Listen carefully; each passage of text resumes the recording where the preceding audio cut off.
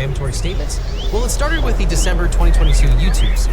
Right off the bat, in response to those videos, Paul threatened to sue CoffeeZilla. In a now-deleted video, Paul said, quote, "You led the charge to drive and monetize a narrative telling millions of people that I'm a fraud or I tried to scam my audience. It's patently false." And Paul accused CoffeeZilla of not reaching out to him to get the facts until December 24th, 2022. On Twitter, CoffeeZilla said he contacted Paul in October seeking clarification about the crypto project, and you can see his questions for Paul on the Instagram post. And these messages went unanswered. And at the time, Paul swiftly backed down. Then CoffeeZilla tweeted, quote, "Logan called me, he said he's deleting the 2 responses and is dropping the lawsuit threats."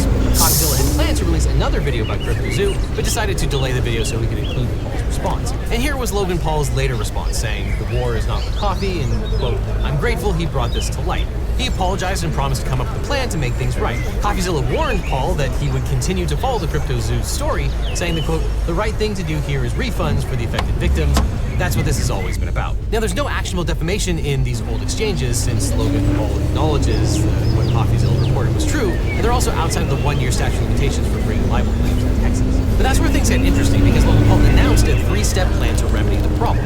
So I'd like to announce my 3-step plan for step 1. Jeff and I are going to burn our Zoo tokens so we have no financial upside and we can add value to all the tokens. Step 2, we want to offer a rewards program for players who are status. Whitgift Center. Essentially, you'll be burn your base egg or your base animal for the mid price, which was 0.1 ETH or the equivalent in BNB. I am personally committing 1,000 ETH to this, which is about $1.3 million right now for players who want to get out. And then step 3, obviously finish and deliver the game. Now, Paul made promises to remedy the situation, but not everyone was happy. So some of the customers sued him, and they went to arbitration, where they were represented by attorney Tom Kirker, who you might know by his online moniker, Attorney Tom. Now, put a pin in that, we're gonna come back to it. But fast forward 6 months later, when CoffeeZilla tweeted out, "Logan Paul really is the type of dude to thank you when you expose his scam, then block you when you remind him to pay up." Now, Logan Paul alleges that CoffeeZilla's tweet is libel per se.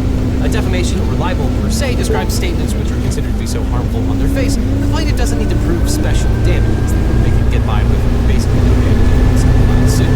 In Texas, defamation per se includes accusing someone of having an infectious disease, accusing someone of a crime, or making statements that harm someone in their job or profession. Now, in this context, the allegation of defamation per se probably doesn't make any difference whatsoever. But in general, to prove defamation, he has to show 1, the publication of a false statement of fact, 2, that it was defamatory concerning the plaintiff, and 3, that the person made the statement with actual malice, and 4, damage.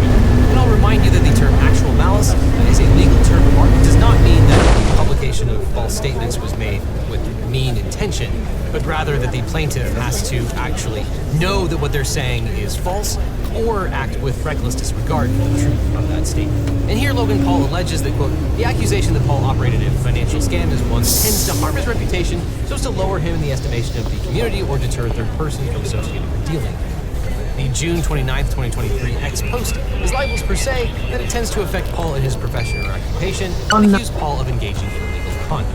Now, according to Texas law, a statement constitutes defamation per se if it injures a person in his office, profession, or occupation, but this is interpreted narrowly so it doesn't prohibit legitimate complaints against a person for that professional conduct. And generally, disparagement of a general character equally discernible to all persons is not enough unless the particular quality of disparagement is of such a character that it is peculiarly valuable in the plaintiff's business or profession. Now, what is Logan Paul's profession?